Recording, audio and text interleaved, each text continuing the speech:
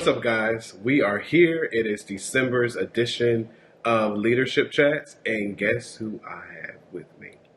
My favorite cousin, the CEO of Skillet Soul Food and Catering. Yes. I got it right? That's right. Okay. That's right. And once again, my favorite cousin. So I wanted to do something because we're getting ready for the holidays, of course. He's probably one of the better cooks in the family besides me. And again, it's the holidays, it's family time, and we are about to have some fun. This is unfiltered. Don't judge us for what you will hear, because it's about to get real. Yeah. It's about to get real. So let's go ahead and play a little game real quick. Who's most likely to? Okay.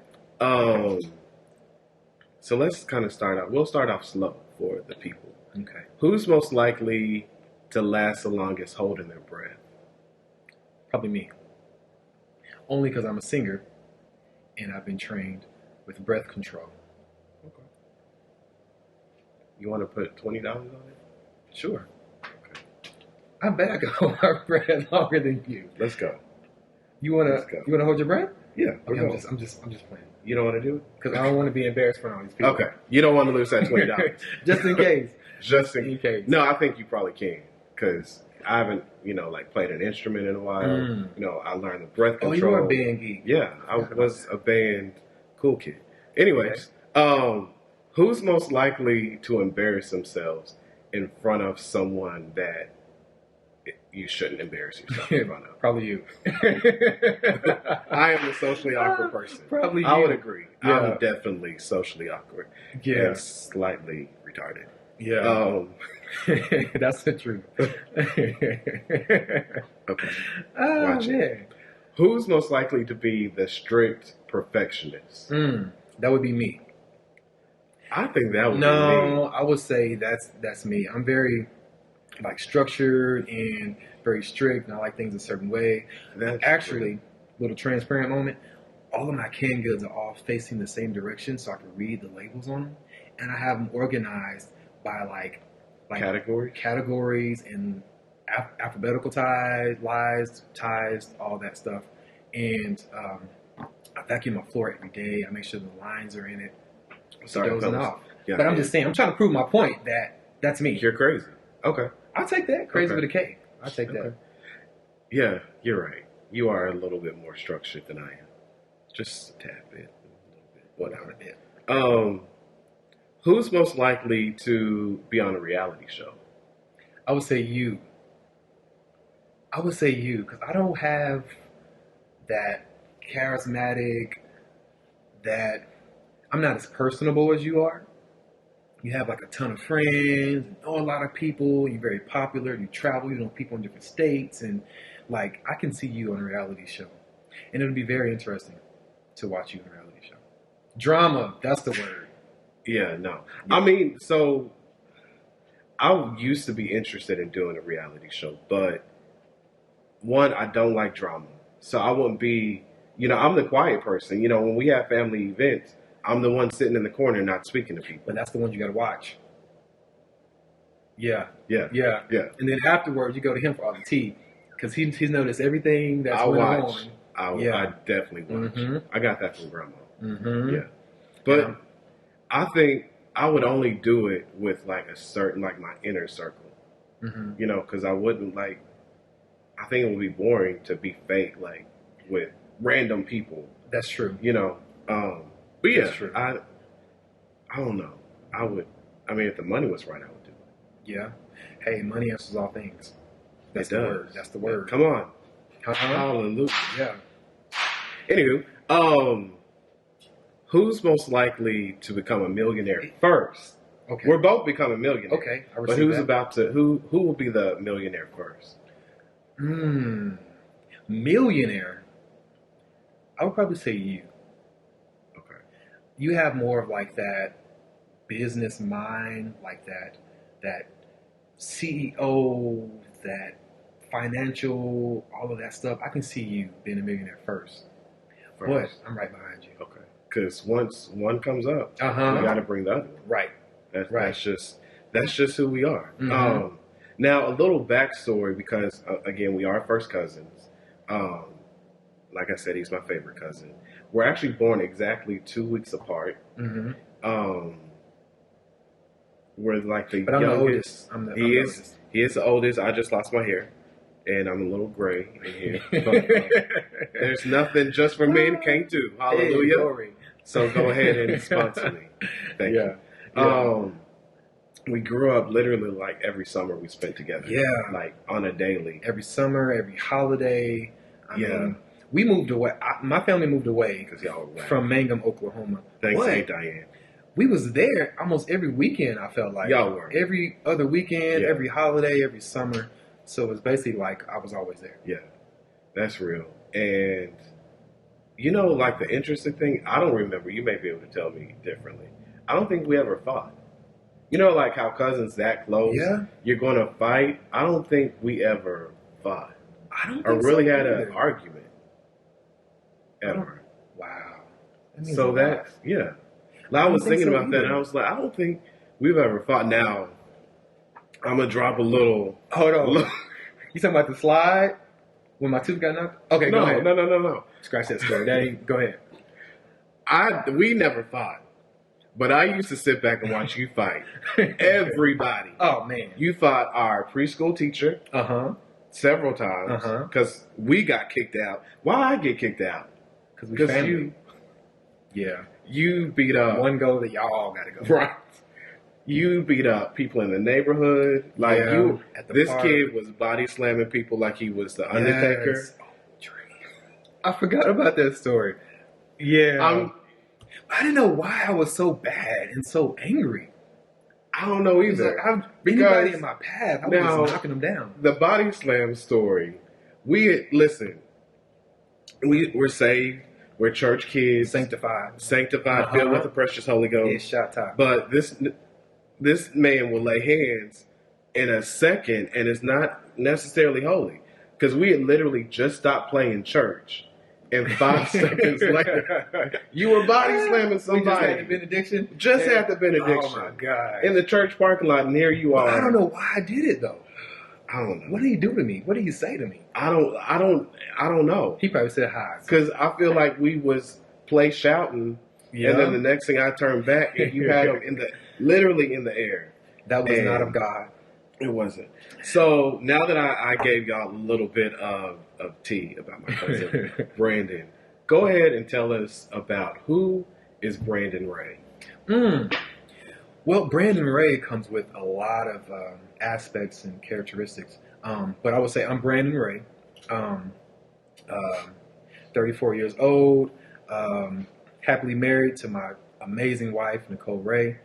We've been married 11 years. Wow, 11 long years. Wow. I serve as praise and worship leader at Impact Community Church. You must ain't been to church in a minute. You Man, know? this whole COVID stuff has just got me just messed up, man. It's, churches ain't the same, And so, and I am the founder, owner, CEO of Ray Skillet Soul Food Catering. We specialize in soul food, of course, and I have to say that because people always ask me, what kind of food you cook? I cook soul food. It's in the name. It's in the name. Yeah, there's a lot in the name. There's I felt power in the power name. right there when you said that. Yes, Lord. And so, anyway, I'm a very, very outgoing, outspoken person, easy to get along with, very positive, and that's just me. I'm Brandon. So nice to meet you. Good deal. Now, you said you're a praise and worship leader. You're an owner and founder of a catering company. You also work in corporate America. I do. So you wear a lot of hats. You're a husband, you're a son, you're an uncle. All that stuff. And all of this, I'm a cousin. You're a cousin, a good cousin at that. Yeah. Let me tell y'all. So about once a quarter, if you follow me on Instagram and look at my stories, you'll see like on days that I'm hungry, I'll make a story saying, I wonder what my cousin cooked, and I'll tag him in it. Every time he'll text me like what he has in his refrigerator, and I always show up.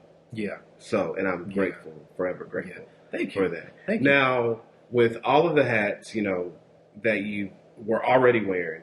What led you to launch Ray Skillet? Well, I've always loved to cook. Okay. You can ask, my mom, my sister, my immediate family. I've always been cooking for so long. I remember making like Thanksgiving dinner at like 9 and 10 years old. And so, but there's one particular time about 4 years ago. Actually, it's been almost 4 years. I cooked Sunday dinner.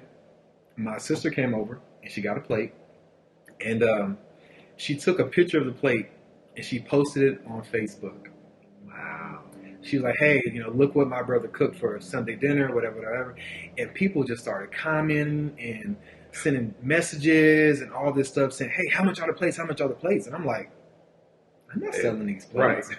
But my sister was like, "Hey, everybody wants to know how much you're selling those plates for." And it was like a light bulb.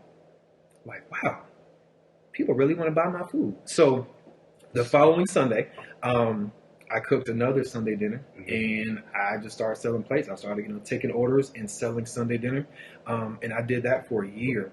And throughout that year, while selling plates, I acquired all of my catering credentials, licenses and all that stuff that you have to have to sell food. And then after that is when I started doing events. And I was super nervous, but my pastor and first lady asked me to cater their anniversary banquet. Wow. And I had no catering experience. Yeah. I was just selling plates on the side, little side hustle. So anyway, that's what launched it. Is my sister posting a picture of the power of social media. Mm-hmm. And that's crazy that there's been a lot of success because of social media. That's right. There's advantages. Right. That's right. A lot of people will say, I don't like social media, I don't like Facebook, I don't like Instagram. But if you use it for the right reasons, there's benefits to it, especially those who are creatives, those who are entrepreneurs.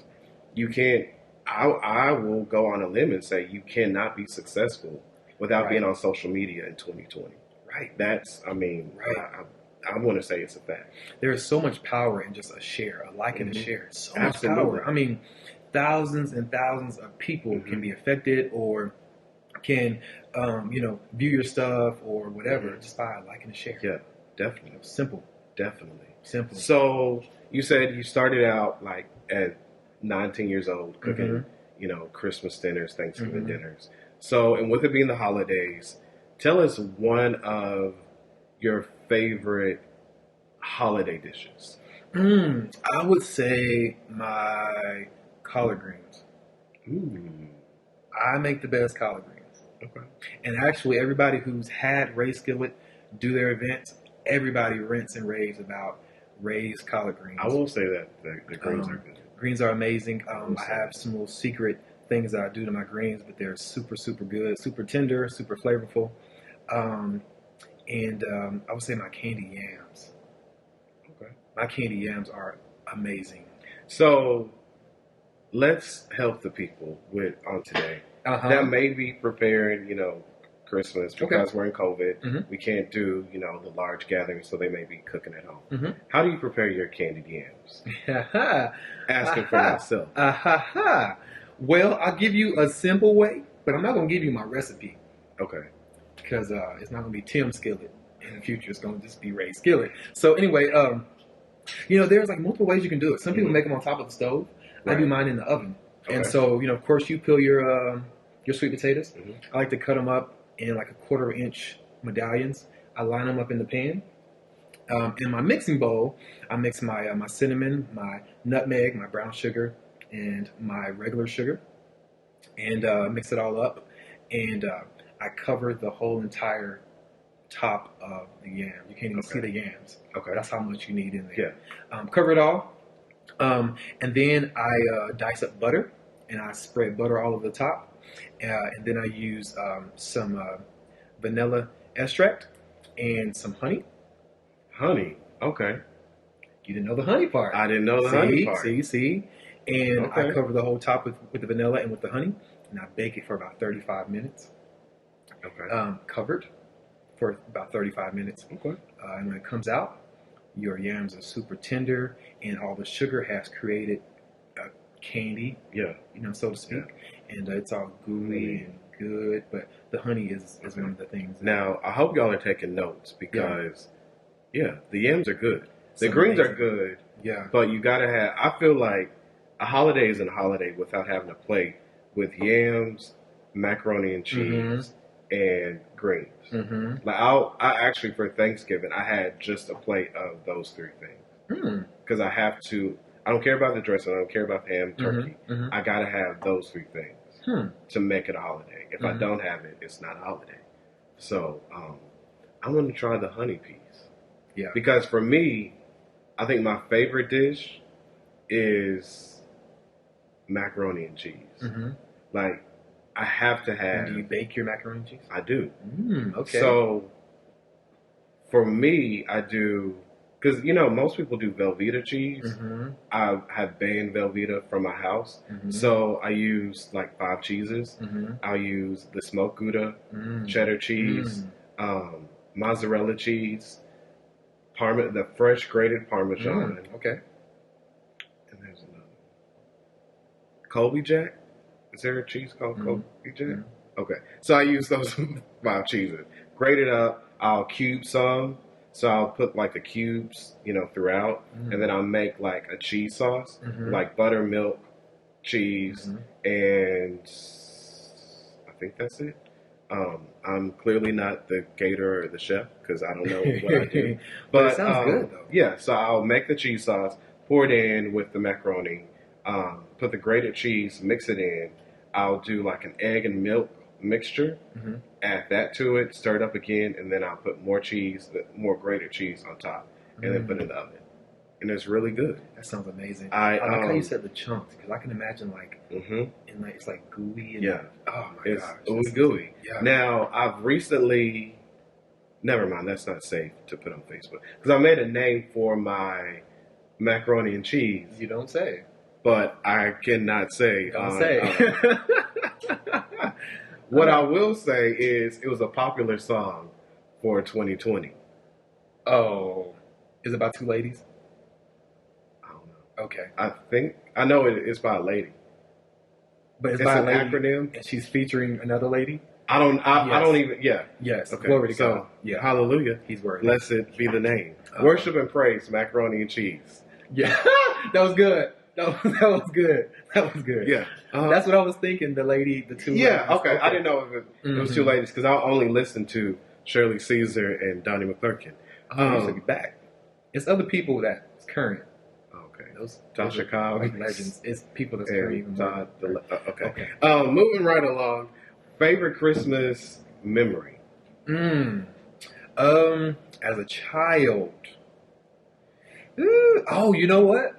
So, like I mentioned, we used to always come to Mangum, Oklahoma. Shout out to Mangum, by the way. Yeah. Southwest Oklahoma. Southwest. And so, what? we would always come to our grandma's house, me and my sister. And you guys may not have known this. Over in the Lane household, over across the way in the bougie part of Mangum. So anyway, we always opened one gift on Christmas Eve. Y'all did that too? No. Okay. So anyway, but this is what makes us cousins because that's my memory of that. But go ahead. Okay. So we all opened one gift on Christmas Eve. My grandma was so crazy. Anyway, so she opened the gift, my grandma. My sister opened one gift, and I opened one gift. Oh, hey, thank you, whatever. And we put the gift to the side. We kept watching TV. And my grandma would say, let's open one more. So my sister's like, okay. So I'm like, okay. So open up one more. Put it to the side or whatever. My grandma says, let's do one more. Before I knew it, we opened up all of our gifts. Every single, and I blame it on my grandma. She She was the mastermind behind it. Yeah, we opened up all the gifts on Christmas Eve. That is funny. Now, so back to the story of y'all opening up the gifts on Christmas Eve. So normally we would go to grandma's house that Christmas Eve evening, just, to see family or whatever. So we would leave before they opened the gift. So me and my niece, long story, go back and watch the last leadership chats. You'll know a little bit about my family dynamic. So I have a niece that's 4 months younger than me. So we grew up like, siblings or whatever, really close. So we would be mad at y'all because y'all got to open up a gift on Christmas Eve. So, driving home, we would be like, Brandon and Tanisha get to open up a gift. Why can't we? I did not know that. So, Christmas Eve, we would get in trouble because we were mad at y'all, and we would try to convince my parents to let us open up a gift, and we would end up getting in trouble. I did not know that y'all felt some type of way. One year, I think we were maybe like 8 or 9.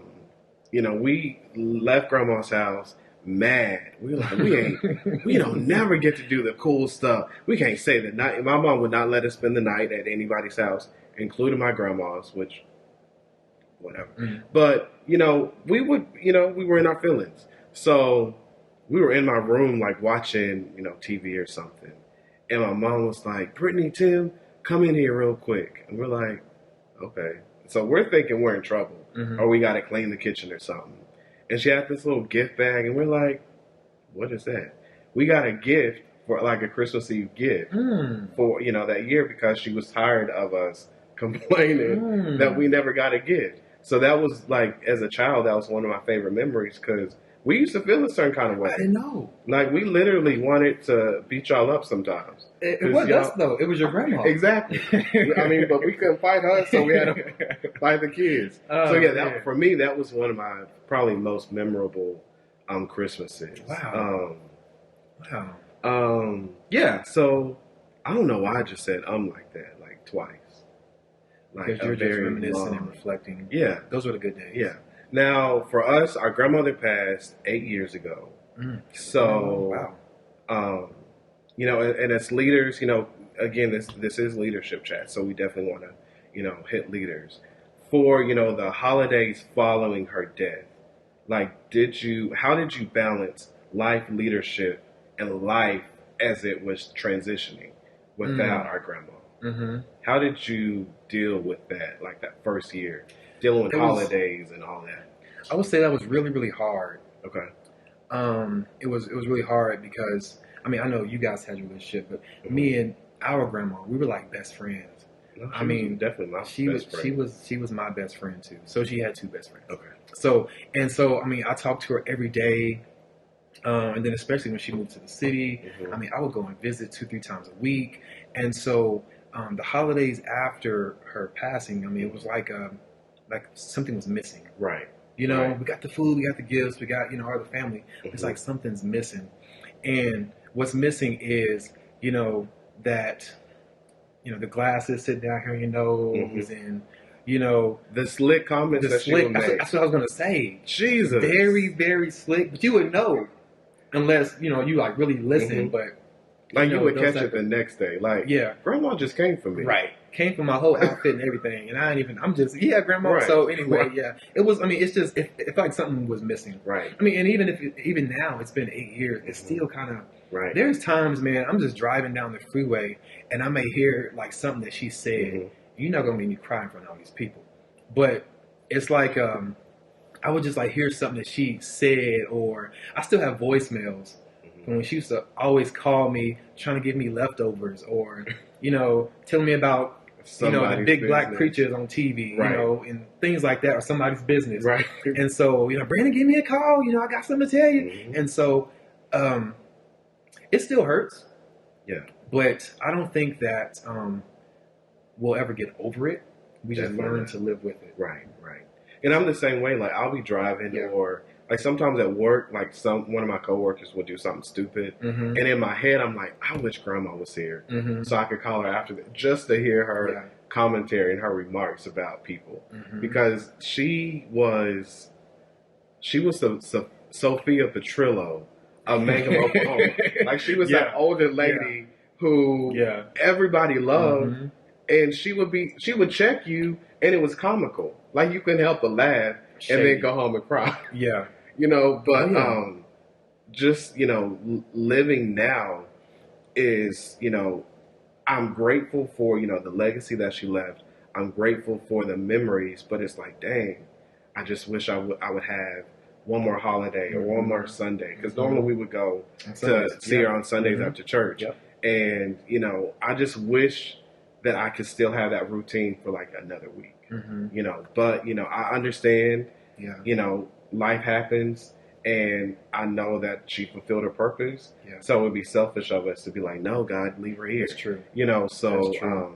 now That's we true. just have to live on the foundation that she set. Yeah. You know, And cherish those memories. definitely. You know, one thing, and I share with leaders all the time, life will happen, you know, but you have to remain confident in the call that God has put on your life. Whether you work in corporate America, you're a ministry leader, you're an entrepreneur, whatever it is, you know, there's cycles of life.